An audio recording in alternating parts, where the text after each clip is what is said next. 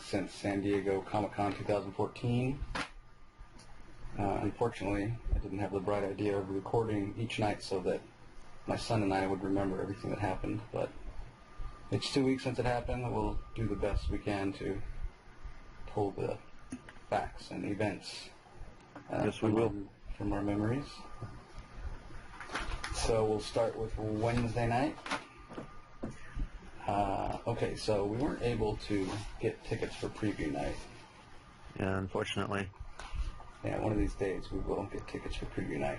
So we decided for the first time ever to still drive down on Wednesday. Normally what we would do is drive down Wednesday night at like midnight when I come home from work and take a shower, and then we drive through the night and then get there blurry-eyed and have to get in a long line to pick up our badge. And be exhausted the entire first day. Yeah, by the end of the first day we're just wiped because we've been awake for, over 24 hours. So this year we decided to drive down on Wednesday. Actually, there was something funny that happened on the drive down. You remember, Jaeden? Oh yeah, we saw Merritt Michaels driving down when we were going through LA. Yeah, we were maybe just on the other side of LA or maybe partway through LA. And originally I had planned only to drive to about LA and then have Jaeden take over the driving, but he falls asleep.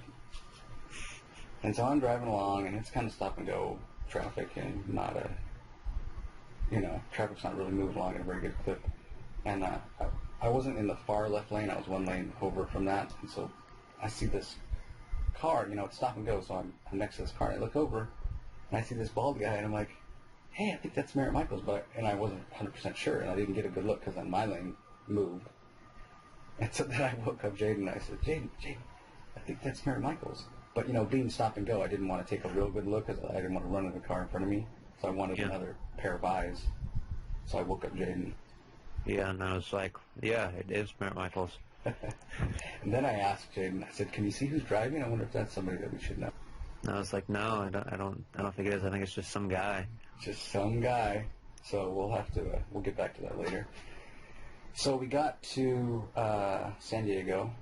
And it was about, sometime between 12 and 1. And originally we had a couple other friends that were supposed to go, but unfortunately they weren't able to get badges.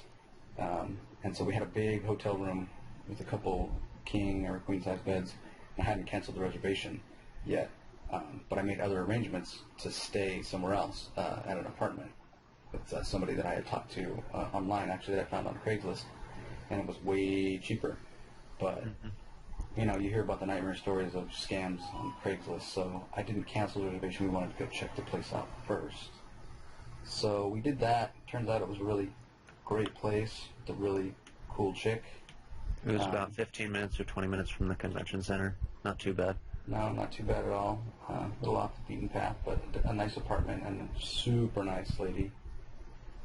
So as soon as we checked that place out and knew we were going to be okay, we canceled the reservation, and then we headed downtown. I had talked to quite a few of the Valiant guys, friends of mine that are fans of Valiant comics as I am, from the Valiant Fans forums. That's valiantfans.com. And we're hoping to maybe meet up with a few of them. A lot of them had tickets for our preview night badges, which we didn't. So between where we were staying and the convention center is the Town and Country Hotel. Yep. Where if you get there on Wednesday, you can go pick up your badge a day early, not have to wait in a huge mile-long line Thursday morning. Yeah, you can pretty much just walk up and get your badge immediately. There's not much of a line there at all. Yeah, maybe there was right at 2 when they started handing them out, but by the time we got there about 3, there was no line at all. But one thing was, I felt kind of crappy. I mean, I understand that the Town and Country Hotel is not doing this out of the goodness of their heart, but there was a lot of traffic and people directing traffic and traffic cones, and you kind of just had to, as soon as you pulled into the parking lot of the hotel, they just kind of sent you on the way, and once you got in that line, there was no getting out. And what I didn't realize until the point of no return is they were charging for parking. It was $10 to park. And there wasn't even enough parking. You had to drive around until, all the spots were taken. You had to drive around until somebody left. Yep. Which was pretty crappy. And like I said, you couldn't see that they were charging until It was too late. You couldn't get out. So I had actually dropped Jaeden off because I didn't know how long the line would be, and walked in, and we walked right up and got our badge and left. I mean, we could have. It was maybe 10 minutes, so we were paying $1 a minute for parking. It's pretty crappy. So we won't make that mistake again. Anyway, once we got our badges, we headed downtown. We're pretty hungry. We hadn't eaten all day. So we kind of walked around for a little bit first to see if any of the Valiant guys wanted to meet up with us for a bite. And everybody was kind of doing their own thing, so we went to Wet Willie's, which I think is going to become a San Diego tradition for us. So they don't have a big menu. It's kind of like bar food, wings and burgers and chicken sandwiches and nachos, stuff like that. What's cool is along one wall they have the bar, and there's like 14 or 18 different like margarita machine kind of things, and they have all the different flavors. Yeah, it's a bunch of daiquiri machines, so you can just get either one flavor or mix them. Yeah, you can get like chocolate banana or strawberry banana, or they have some specialties on their menu. They had some specialties for Comic-Con, which I ended up getting a Captain America, so it was red, white, and blue. It was pretty good. The alcohol that's in these drinks is it's not any particular kind of alcohol. It's just 140 proof alcohol. That's what it says on the menu. So, and they also have several flavors that don't have any booze, if that's your thing. Yeah. So we pigged out, and we felt a lot better. And then we just kind of walked around downtown in the gas lamp. And even if you don't have tickets or badges for preview night, there's a lot to do in the gas lamp. Even on Wednesday, it was already packed with people and events, and there's people walking around handing out stuff and scavenger hunts and just all kinds of pop culture kind of things already going on. So a couple things we did on Wednesday is it was getting kind of close to the time for preview night to start, and one of my friends, Sean, who is a host of the Only the Valiant podcast, he was at the top of the Hyatt bar, not quite ready to go to preview night yet, so we popped up there to say hi to him. That was pretty cool. Yeah. I don't know, how many stories would you say that was, Jaeden? 40? 50, around there somewhere. Yeah, really spectacular view. We had planned on going back to the top of the Hyatt bar at some point to take some pictures at night, because you can see a long way. You can see the aircraft carriers that are stationed across the way, and it's just a really cool view. But unfortunately, we never made it back up there. Pretty tired at the end of each day, but definitely something we'll have to check out next year. We also walked over to the Petco. There's a little parking lot across from Petco Park where there's a lot of little pop-up things. They had some vintage cars there. They had a driving simulator there. They had a Teenage Mutant Ninja Turtle pizza thrower. Yep. It was like a tank that would shoot up pizzas, I guess. Yeah, like fling pizzas. They had things you could buy from the Cartoon Network. It's a way just to have a little outdoor fair kind of thing with rides and attractions and face painting and things like that. So even if you don't have a badge, or you don't get a badge for every day, you can still go down and get a little bit of the feel of Comic-Con. We walked along the front of Comic-Con also, just across the street on the other side of the train tracks. They had a few things. They had a Assassin's Creed obstacle course. Wasn't quite ready on Wednesday, but by Thursday it was gone. Yeah. They had a big Constantine tent kind of thing where you could go in and watch the pilot. They had a little restaurant. It's a fish and chips restaurant that was taken over by The Blacklist, show on NBC starring James Spader. Then we went to an arcade. This is an old school arcade that had a bunch of old games from the 80s.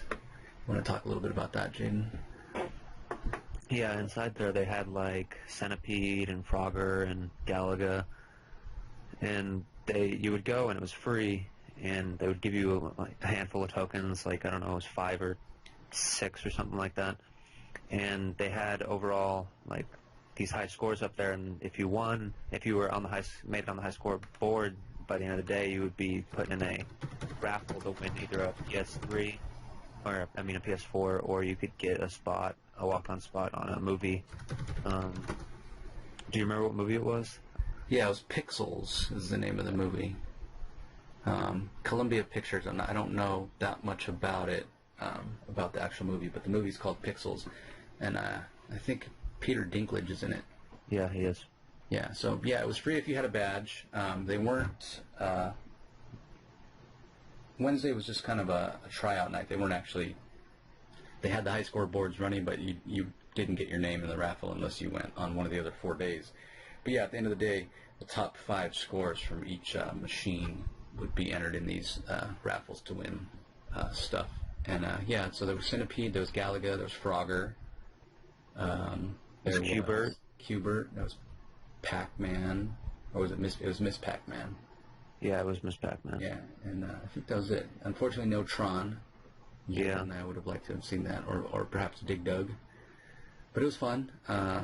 One of our friends, Jonathan, he was man in the door, so maybe we got a few more than 5 tokens.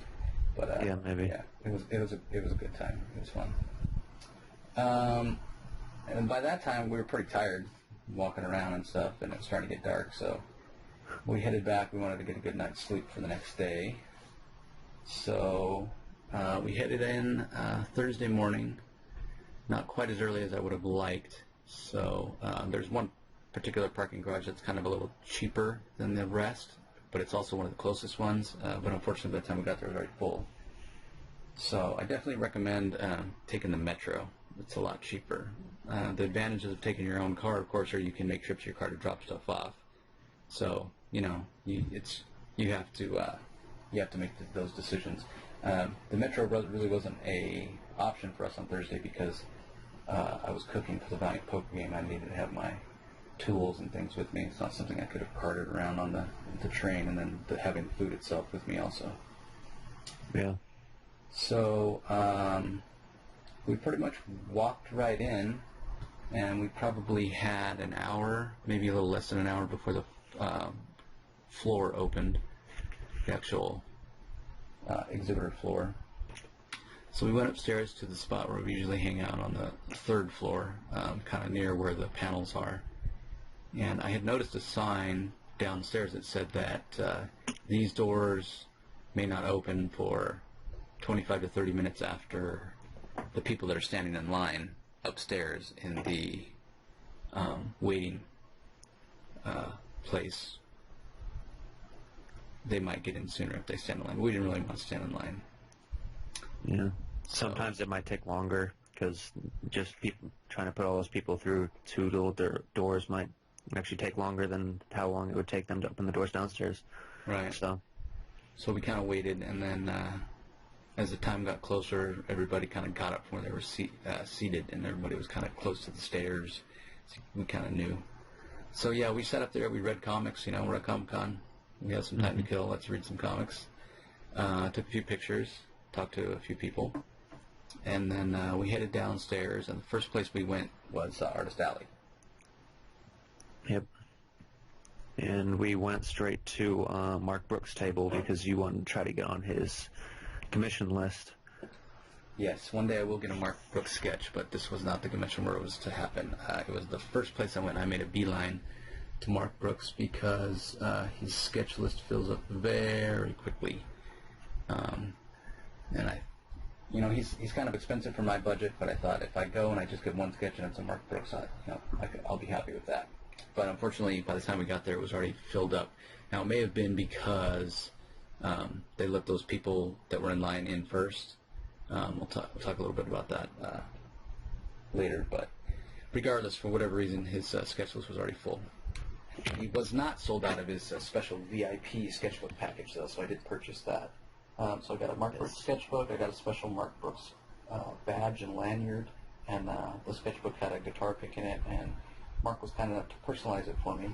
And he also told us, which ended up being a really, really cool thing, was that he was going to be at the Marvel booth at noon, and if we got there, over there, maybe we could get a free sketch.